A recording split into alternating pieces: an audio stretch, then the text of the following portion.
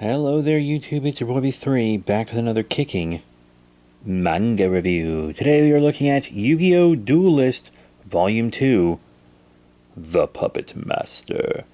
Yes, Yu-Gi-Oh! Duelist is the sequel to the original Yu-Gi-Oh! Manga by Kazuki Takahashi, who still continues to write this one. He writes, I believe, all of Yu-Gi's story. I don't know about R. But, rest in peace, King, for one thing. This manga focuses on the game Duel Monsters. There will be a little Dungeon Dice Monsters, but the main focus is Duel Monsters. You know, the game that would come to the real world to be known as Yu-Gi-Oh! He's the king of gays. But we get back into Joey's duel with Mai here, and she's kind of whooping him for almost this whole thing. And she challenges him with her Harpy Ladies. We don't see any Amazons from her until Battle City. It's all Harpies. She's got her Harpy Lady sisters with Elegant Egotist, Elegant Egotist is called Kaleidoscope in the manga. Elegant Egotist is a much cooler name, I have to say. But Joey whips out his Time Wizard, which in the manga isn't a fusion with Thousand Dragon, but in Battle City he doesn't attack with Thousand Dragon as if it is a fusion. And also it can be like used as a spell card if he wants. Time Wizard Time Wizard just does a lot in the manga, but he uses it to defeat Mai, and get his first real big win. Then they're all hungry because they didn't know they were going to be left in the wilderness for 48 hours for this tournament, and they kind of steal some fish from Mako Tsunami, whose name is not Mako Tsunami in the manga. Almost everyone has a different name. Almost all of them. His name is Ryota Kajiki, but I'll probably refer to him as Mako Tsunami. Unfortunately, I probably will go back and forth just because I'm so used to the Americanized names for everybody. But it turns out this fish that he left out was like a trap to get duelists to come to him so he could battle them with his Ocean Field Power bonus. Then he battles Yugi, and it's an honorable duel. He's not a bad guy. Almost everyone they duel is like evil. Mai isn't bad, she's just kind of selfish and she doesn't have friends, but she comes around. Mako's already a good guy. He's just a guy who wants to find his dad, but we don't get really the backstory about his dad until Battle City in the manga. Though I believe he gave a little of it in the anime. I was kind of watching the anime alongside this as I read it, so I would be able to compare them. But of course, this is the duel with the infamous I attack the moon meme. That is this duel. Yugi attacks the moon to defeat Yumi. And gets his star chips, and they go their separate ways, but as friends, which is really nice. It was just nice to have a wholesome duel with someone who wasn't evil, The duel with Mai was kind of charged, but she's not anything close to evil. She's just a normal person. Mako's just a normal person. But then the gang runs into someone who's getting thrown off the island for losing his star chips, but he didn't lose them in a duel. Those and his deck were stolen from him by someone who escaped Pegasus. Yes, and it does turn out to be, spoilers, Mokuba. You can kind of tell by looking at him, it's not as obvious as it is in the anime, but he begins a duel with Yugi, and Yugi's just kind of kicking his butt.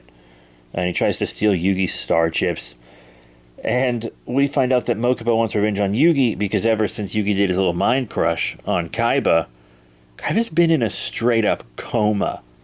But I mean, Kaiba did try to kill him, so... Also, you tried to kill him too, Mokuba. Let's not forget that.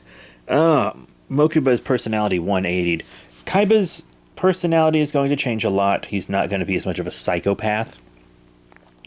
Because Yugi kind of shattered his soul, and Kaiba internally is rebuilding his soul with his own willpower. And later in the manga, we find out the last piece to completing his soul actually is his relationship with Mokuba, and then they become real brotherly after that, when they weren't so much in the original manga, when they were just both psychos. Yeah, so Seto Kaiba becomes a much more interesting character after he puts his soul back together. And this is kind of revealed late in the anime, but in the manga they let you know immediately. This tournament is basically so Pegasus can take over Kaiba Corporation.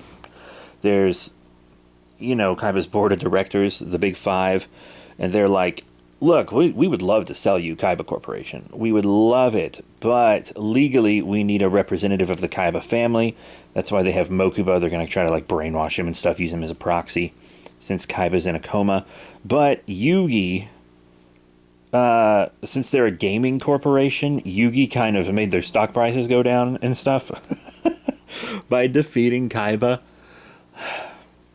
So Pegasus has to defeat Yugi, or someone who represents Pegasus has to defeat Yugi in order to kind of fix their stock freefall. Since Kaiba's in a coma, that's also not helping them business-wise. Not great. Yugi loses some of his starships, not in a duel, but because one of Pegasus's goons, who actually used to be one of Kaiba's goons, a lot of Kaiba's goons were secretly working for Pegasus, kind of knocked him into the ocean, so Yugi has to recover some starships. But if you remember in the anime, Yugi has to, duel a dark, evil Kaiba, which is the darkness, that dark spirit that he banished from Kaiba. In this, he fights a puppet of Kaiba. There's a ventriloquist who has a Kaiba puppet, and he says Kaiba's dead and the soul is in the puppet. It really doesn't fool anybody. It's kind of ridiculous. It's a little creepy. The ventriloquist is real creepy looking and everything, and they did steal Kaiba's deck. So there is a blue eyes and everything Yugi has to face. But none of them really believe it's Kaiba. Really. It's an interesting enough duel, to be honest. But there are some shenanigans, the dragon vanishes for no reason because Kaiba wakes up from his coma. And that means Yugi wins the duel? I guess. It's kind of stupid. But Mokuba does end up kind of getting kidnapped again. But at least, hey, Yugi won the duel, and without Kaiba hacking. It was more just the spirit of the Blue Eyes, since his Kaiba is back and won't fight with anyone else because Kaiba and Blue Eyes dated thousands of years ago. Anyhow, we go back into yet another duel. Maya's kind of getting bored because she's kicking everybody's ass. She can't stop thinking about Junichi, who is Joey. And then Rex Raptor, whose manga name is Dinosaur Ryuzaki. I think Rex Raptor is a cooler name. Weevil Underwood, aka Insector Haga, has a cooler Japanese name, but I think Rex Raptor is cooler than Dinosaur Ryuzaki. But she gets Dinosaur Ryuzaki to agree to battle Jonichi and defeat him, and she's like, hey, I'll battle you, because she beat his butt on the boat and stole his room, if you can beat this guy. And Jonichi isn't allowed to have any coaching from Yugi. Yugi has to stay silent for this whole thing. And the Pharaoh, you know how Yugi always transforms into the Pharaoh when he duels? In this manga, for Duelist Kingdom, he's just walking around as the Pharaoh the entire time. But the Pharaoh goes away and lets the original Yugi back out as a sign of trust to Jonichi. He's like, I don't need to be here to coach you. You can do it on your own. And he does. He almost loses, and he probably would have if it wasn't for kind of Rex and Mai's gloating, to be completely honest. Eventually, Jonichi gets the upper hand with Flame Swordsman, because it turns out dinosaurs are weak against fire for some reason. There's all this weird type advantage stuff in the Duelist Kingdom tournament, like Pokemon or something. But this volume kind of ends with Jonichi getting the upper hand, and a lot of these manga actually have a bonus in the back, like a bonus game you can play. And there's like a bonus card game in the back that you can play with just a normal standard 52 deck of playing cards. And then there's information in the back which shows like the first appearance in the manga of all these cards you see in the book, which is pretty cool. So, thank you Viz Media and known hero Kazuki Takahashi, rest in peace King, for this really good manga. And it gets even better when Battle City comes around. I'm actually almost done with the entire Duelist manga right now. It's like 24 volumes. I'm on volume 20. It's really good, you guys. It just gets better. These characters are well done. The art is really cool. I love Kazuki Takahashi's like monsters. They look really cool and fun, and when he gets his characters out of school uniforms finally, they're going to have interesting fashion senses and stuff, but that more comes in Battle City, is when the game really finds its foundation and its rules. But this is a great manga. I'm loving Duelist, but I do not recommend skipping the original. Read the original Yu-Gi-Oh! It's very interesting. It really is. And I really liked it, and I'm really liking this run. So that's it. Thank you all once again for your support. Remember to rate, comment, and subscribe. Check out all the cool links in the description below. Facebook, Twitter, etc. And I'll see you all next time. Bye for now.